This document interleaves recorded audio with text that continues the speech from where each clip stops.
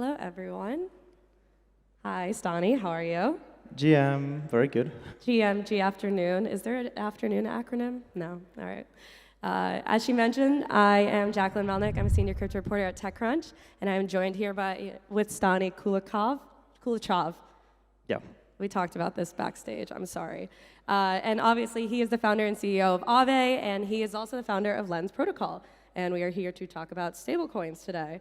To start, I would like to hear your view, or Aave's view, on how it integrates stablecoins compared to previous years, and how do you kind of see it playing into the market today? Yeah, just I could give also a small introduction what Aave is. I know there's a lot of familiar degents for over the past years, but also some new faces. I mean, we're a small community, right? But growing during these market conditions as well. So Aave is a protocol that you can actually supply cryptographic assets and earn yield, and then you can use them as a collateral to borrow other kinds of assets as well. So it's a way to unlock the value that you possess as an on-chain user, and it's deployed in the very first time in Ethereum, other networks such as obviously Avalanche, layer 2s as well, and currently it secures a few billion worth of assets in value in the smart contracts. So it gives you non-custodial, transparent way to interact with finance. So the backstory and what Aave is quite important because we always have been building our infrastructure from the mindset of providing access, financial access, and we don't really see kind of like DeFi as something kind of like a separate of what we've been doing since the beginning. And first reason of that is that DeFi as a term, it was coined way later than when we started back in 2017. But what we are doing is basically trying to build more better, faster, and stronger finance. And I think that's the way to kind of like get more adoption and make the technology that we do and build more familiar. And I think looking past now into decentralized finance and what we have built, I mean, obviously Aave has, as a team and as a community, has been able to build a very good kind of like a liquidity protocol. We have also ability to swap assets across different assets on different networks. Something that is still missing is a good payment infrastructure. Stablecoins are an incredible tool for that because stablecoins are a way to access non-custodial stable value in a transparent way, auditable way, and having finality very quickly. And I think the technology that we're using and we're looking at and what Avalanche is bringing as well, especially with the subnets, creates this opportunity for more mainstream usage for stablecoins. Yeah. And Aave has Go, which is a stablecoin built on top of Aave, or on the Aave protocol. And I was wondering if there's an update there and what the governance process has been looking like lately, because there is a DAO involved as well, correct? Yeah, so interestingly, so I obviously I represent the Aave, the team that initially created the Aave protocol and built it, but the actual decision making is decentralized. So it means that anyone can actually participate in deciding what will be built next or what kind of parameters, risk parameters or interest rate curves are changed in the Aave protocol. So effectively, we build things at our company, so we're software developers, but end of the day, the decision-making is up to the community, which is kind of interesting because I think one of the big parts why DeFi has been successful, and by successful, I mean why it has been very resilient to fluctuating market conditions, what we saw with last year with many of the centralized platforms and providers and exchanges, is because we have this group, big group of people and community members coming together and giving and expressing their opinions about risk parameters. And that's very unique to finance, because normally these things are decided by few people in traditional finance. And the governance process now is that we've built the infrastructure itself. It's in a public Girly testnet, so probably there's some people here, I'm pretty sure, that minted the Girly Go. It's audited, formally verified, and pretty much now kind of like at a public inspection at this point. And the governance is basically voting now about what kind of interest rates to be set for Go stablecoin, whether it's more conservative, focusing on stability, or more competitive. So it's very, the decentralization part is quite interesting, because in one ways it slows down some of the processes and being able to innovate, but at the same time building something very valuable and important like finance. I think it just needs to involve more people than few. So it's to be determined, right, by the governance? Yeah, I mean, anyone can go and deploy the code. So, I mean, it's open source and whatnot, but it's up to the community to have a process. And I think good governance process usually, good DAO governance has good processes and frameworks, how to adjust risk and how to deploy new code, how to audit, how to verify the code, you know, and how to build resilient technology. And I think that's one of the kind of like, I will not call it as a secret sauce, because, you know, everything is public that we do and build. But it's kind of like a public source how Aave has been able to innovate, because a lot of these framework and processes has been able to be placed over the years, and that ensures the high quality. So yeah, TBC. Okay. Taking a step back from all of that and looking at the general stablecoin market, area, industry, whatever you want to call it, I'm curious, where do you see the most value in stablecoins as this area to build payment layers? And is there a future where stablecoins have more value or purpose than just being on-chain liquidity? Yeah, I think first of all, like the on-chain liquidity part is very important, because you know, it creates an environment where we can actually audit you know, the balance sheets of these stablecoins and the collateralization, and I think that's very valuable, and I think that's why there's sort of excitement around decentralized stablecoins that are over collateralized, because you can actually investigate those collateral compositions and you know, and also question them or adjust within the community or give suggestions. So I think that's one part of it. I personally want that, you know, the internet where I grew up with, you know, I still remember the times when basically I was creating websites and I had to create some sort of way to monetize, you know, and it was very hard to find a way to monetize online, you know, and things like Stripe was built where you have few lines of code and you can add credit card payments, and now, you know, the internet is about being able to create businesses and opportunities, monetize as well. But I would like to see, for example, where these stablecoins go next is actually towards that direction. So I want to say maybe replacing but bringing more transparency into the online payments. And there's also another reason for that, in my opinion, because the thing with stablecoins is that they're all pegged into same value in most of the cases, which is the US dollar. But that's actually a good thing, because from a community perspective and from a kind of like a consumer perspective, you can actually start choosing beyond the face value. So if you have 2 or 3 different payment options, you can actually choose the payment option that maybe is used more in, you know, reducing carbon or creating some other kind of impact. So this transparency creates just new opportunities on building more value than the actual face value when you transact online. Most stablecoins are pegged to the US dollar, as you mentioned. Do you think there's an opportunity in the future for other currencies to have stablecoins pegged to that amount? I don't want to say dollar, whatever the currency is, you know what I mean? Yeah, I would say for sure. I mean, it's pegged to the USD in most cases is because like that's quite like internationally used currency for settlements, and that has been for quite ages now.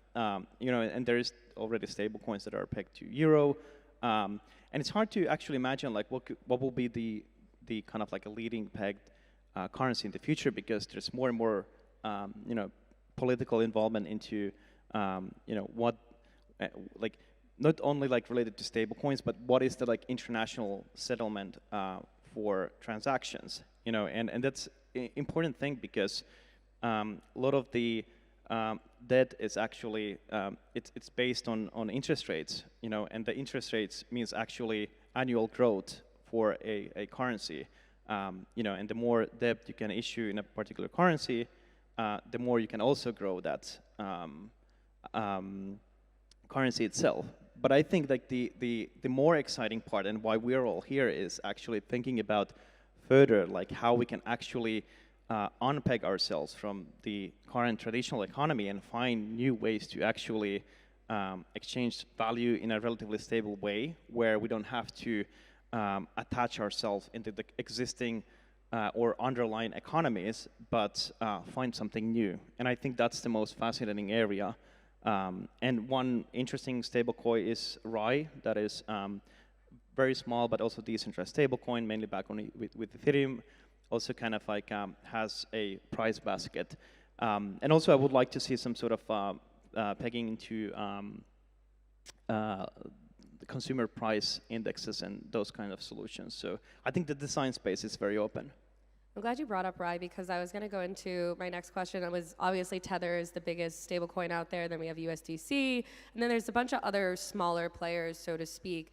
How many stablecoins do you think the market can support at a given time? And what are the advantages to smaller, quote unquote, stablecoins from smaller players? Yeah, there's multiple ways to look at this challenge, or opportunity. Because like from one perspective, you kind of want to have different options and alternatives from like risk and diversification perspective. So we saw, for example, an interesting scenario with USDC. So we all trust USDC. It has had a lot of good brand value as well. But we saw what happened with the Silvergate Bank, depegged the USDC.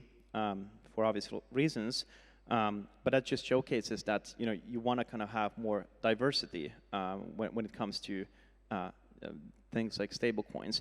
And I think also what will happen is that you will see different kinds of wrappers build on top. So in some ways, there's also a narrative where the decentralized stablecoins are backed quite widely by more custodied stablecoins as well, which I think is also kind of like a challenge.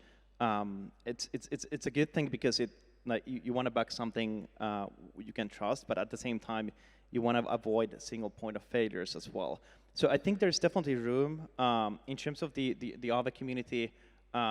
There's just different kind of a vision that the community is looking for in enabling a Aave native stablecoin, and not really kind of like. I'd say like Go will probably be just one of the stable coins in Aave market, and the other ones will be relatively successful as well. Okay, fair enough. Obviously, the crypto markets by nature are volatile. All markets are volatile. But stable coins are supposed to be stable. It's in their name. And you mentioned before USDC depegged. We saw last year with the algorithmic stablecoin Terra Luna, that was a whole situation. In terms of risk, do you think the risk in the stablecoin market has kind of been fully shaken out, or is it still there? There's always risk, and in everything, I would say, because there's also like the technical risk, the design risk that we've seen. There's not that many proven designs, and I think the over-collateralized model is probably the most functional at this point. But there's always obviously risk related, but also you always need to see the benefit as well. So who the stable coins are actually helping, and what's the benefit of holding it and having the stable value. But I personally think we should call this something else, because like in many cases, like you don't. What should we call it? I don't. If anyone has recommendations, you should post it on Lenser or something, because yell it out. because the underlying how we back some of these stable coins, they have the notional value, but there's different kinds of risk, and giving the same name for every single stable coin, kind of like putting it into the same categories is very difficult. I personally hope we kind of graduate out of that language. Yeah, I think also just making it more accessible to bigger audiences through the language is a barrier as well. When you look at stablecoins, do you kind of see it as like crypto-centric? And if so, what does it take to get it to mainstream audiences and make it this universal payment that it wants to be? Yeah, this is a very big issue because like even decentralized finance, as successful as it has been amongst us, it really is very tiny, tiny compared to the traditional finance, but also like tiny in terms of the use cases. We've seen a lot of liquidity on chain, which is amazing from the perspective that it brings more auditability, it brings more transparency, guaranteed execution. So it just boils down to the idea where we at Aave in the beginning started to build. We want to build better finance. Transparent, auditable, best execution, but also governed by the people who are using it on a daily basis, and for people to have the voice and the access. But I think like for actual adoption, it's about getting more businesses to interact with Web3. And a good example is going back to my example of growing up in the internet, is that the first thing what was super exciting online with your very slow internet connection was the access to information, that you can find different kinds of things and educate and learn yourselves like that. You learn more online than you learn anywhere else at that point. But the second interesting thing was actually when businesses started to figure out like how they can use internet as a way to also of a distribution. And then that's how the financial payment layer became. So because there was eBay, PayPal came, because there was online businesses, Stripe made it even easier to do that, and you had more and more businesses online. And people pretty much order everything that they can through online today. So how we can actually make the same thing happen in Web3 and use the Web3 finance layer. And I think that's where the key is, because we have to get the actual usage there. And I think like it's very hard to get the consumers directly into Web3, but getting like everything both right, the businesses and consumers, is probably the way to go. All right, hopefully we see that. Stani, my last question for you is, where do you see the most potential in the stablecoin market going forward? Like, I guess, like, do you see it through things like DeFi or crypto gaming or NFTs? Like, where we can see the most implementation of stablecoins and potential for like greater adoption? Yeah, I think the bigger amounts will always probably move in like layer ones. You'll see Ethereum, Avalanche will be the places in the main chain where you actually have a lot of like big movements of value. But I think it's where the actual users are going to be. So I think that's why I'm super excited about what we're building with Lens, because it gives access to people to use Web3, secure their online presence, secure their profiles with blockchains and their follow graphs. They removing that kind of like access control from middlemen in social, and then adding the ability to monetize for people online is a big thing. And I think that's where a lot of my excitement is, and gaming is another one, because it's a similar use case to social networking, and I think there's actually even more exciting, because it's a very proven model in outside of Web3, and there's a lot of kind of like a net benefits there. So I think those, and I think like gaming is also like something that we've been talking every year.